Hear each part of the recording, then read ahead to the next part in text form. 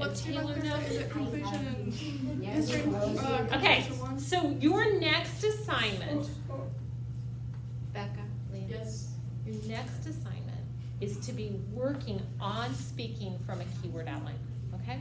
So I'm gonna show you two things. One, I kinda wanna show you how to do your thesis, how to do your introduction, how to walk. These are all, the walking is optional, but I wanna show you how you could use the podium without being right behind it. And God willing, I'm gonna forget. You're gonna get to see me make a mistake with this, okay? And I'm just gonna show you kind of the things you can do when you make a mistake. And I'm hoping, after I do the intro, you guys can look over to my keyword outline. So if you look at my keyword outline, the only thing for my intro is my thesis. I really don't think you guys need to do that. You should have your thesis so down pat that your mom could wake you up in the morning and you could just say it as you roll out of bed. That's so important. But you can see the history. You see my part of history, and what I'd really like you to do is when I start talking about history, I want you to follow along here. And you're gonna see me look down at this and look back up, but then you're gonna hear how I add some things. Now, let me tell you, even when I started doing this today, I was like, oh, I crossed out D&E. I'm not doing D&E. I added a definition, and this is how somebody's outline's gonna be. You're gonna make changes. So I've made some changes, but you can follow history and you can follow the confirmation one. So we're gonna do Roman numeral 2 and 3. Andrew. Now I need the office. I need, like, what do they call it, Advil? And you're. Yeah, Advil. Okay, so the only thing is if you go and I'm talking, it's super distracting when people are coming in and out of the phone. I'll be a mouse, I promise. Okay. Okay, so, are you guys ready? Yep. Okay. In the spring of 2018, Molly Tippett, a University of Iowa student, was brutally murdered by Christian Bafina Rivera, an illegal immigrant who had come into the United States just 7 years earlier. While crime is low among illegal immigrants, the loss of even one life due to illegal immigration is a tragedy. The Pew Research Center estimated that in 2017 there were 10.7 illegal immigrants living in the United States. What should be done with the problem of illegal immigrants, especially the number coming across the southern border? Among many of the suggestions that are being offered, building a physical wall is one such solution that should be considered. The United States should build a wall with Mexico because governments are responsible for defending the borders of its country. History shows that walls are effective, and illegal immigration costs the United States an exorbitant amount of money. Before talking further about this topic, it's important to define terms and give you an idea of the history. So what is an illegal immigrant? Someone who comes into the country without the proper documentation or who stays in the country longer than their visa allows. The southern border is 2,000 miles of land along the border of Mexico with Texas, New Mexico, Arizona, and California.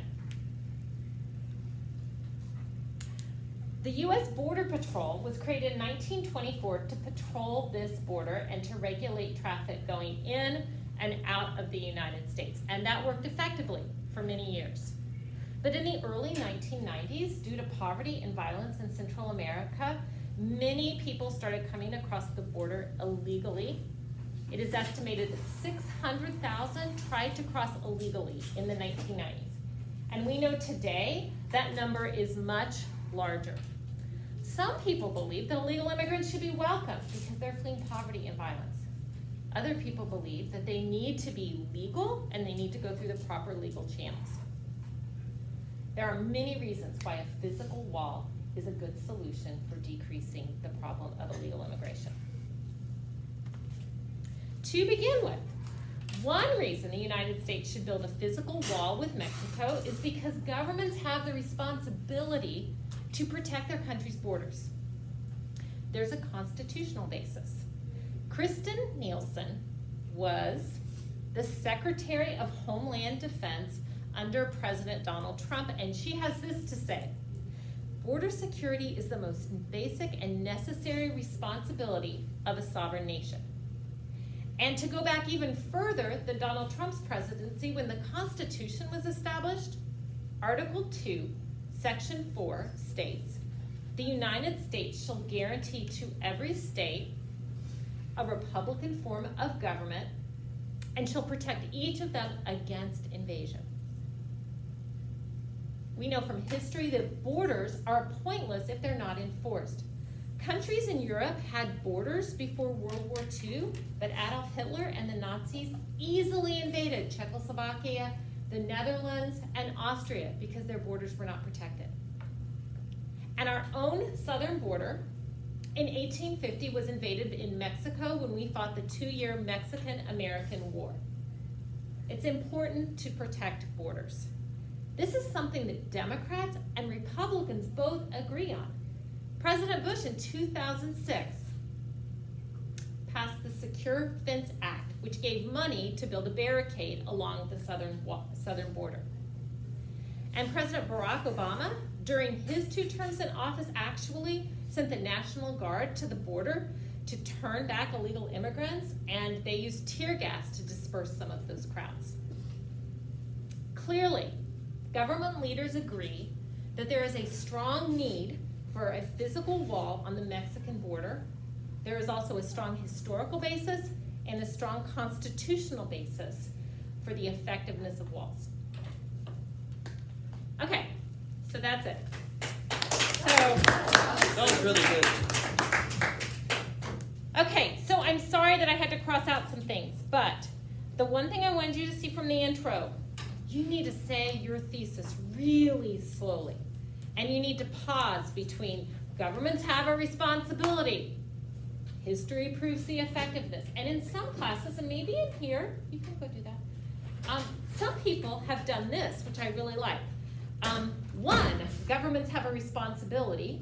2, history proves the effectiveness. And 3, illegal immigration is expensive, costly. Okay, so you could do that. You could even number within your thesis if that will help you. Aiden? Okay, so I don't really know how to word this, but you're like, I don't want this to sound mean, but your presentation kind of felt less professional. Like you said someone's name and then you said, and she has this to say, and not like this person states. But like She's just having a conversation with me, But and I like that part. I didn't know if that was something that like you expected from us in our. Well, here's the thing. There's this balance. Everybody has their own style. Yeah. So there's this conversational style, and I actually use first person. I don't know if you guys caught that. I mean, if we go back even further, okay, that's part of the conversational style. But your papers, you are correct. A speech is not and should not be as formal as a paper, okay? Also, Okay, Dominic? there is one part, it's not like super important, but you did say 10 illegal immigrants were in the country in this year. 10.7. Yeah, Yeah, you said 10.7, and you didn't say- 10.7 I understood that you probably meant a million, but people could say like maybe she said 1,000 or like something Oh, I didn't else. give a number out? Yeah. Yeah, you just said 10.7 people, and you didn't say Okay. So, you guys, here's the thing. You all had the script, so you could kind of catch some of the things if I left it out. But we can mess But up. we won't have your Like on- script, Addison. We won't be able to tell if you mess up. So, the main thing I wanted you to see is could you tell how I was looking down Yeah. and then I was looking up? It seems like easier just because like if you have a full sentence, you have to read like the whole sentence. But like looking down here, you have keywords, so you can just make up a sentence like as you're going. So let me tell you guys this, Leah, that when I started practicing this, like 20 minutes before class, it was really hard. I wanted it to be hard. The more you practice it, your brain starts filling things in, and it is easier to use the keyword. I want you to try to do that. So when you come up on Monday, I want you to show me you've got a keyword, like having a keyword outline is gonna be part of your grade on Monday. Now, after that, if you decide that you just wanna memorize it word for word, that's fine, but I like the keyword because it gives you a lot more flexibility, and if I forget one word, it doesn't matter. Did I stutter some? Yeah. Was I trying to figure out the right word? Yeah. Okay, but what I'm saying is, like, I had a way out if I forgot, because I'm just looking at keywords. Whereas if I've memorized word for word, I've got a very narrow way out. I've got to recall the right word, whereas I have a lot of options. Josie? So for our outline, I know you're not grading our outline Correct. specifically. So would it be fine if we just color coded it, like each? Color coding is an excellent idea. Can we have like Because- a highlighter and like highlight Or you as could do we it go on the along? Like we computer. can actually You can do color ink, you can highlight. I wrote my definition in red ink, Wow. okay?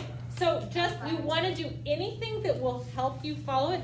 Honestly, I would never stand up with a keyword outline that looked just like that, because where's my eye gonna fall? All that black is running together, so at the very least, I would highlight it. Amy? Okay, so, when we do our actual, full presentation, will we be counted off if we're looking at this too long to like find our place? No. Unless that happens repeatedly, like everybody's gonna have a time when it happens, but if it happens repeatedly, yeah, you don't know it well enough.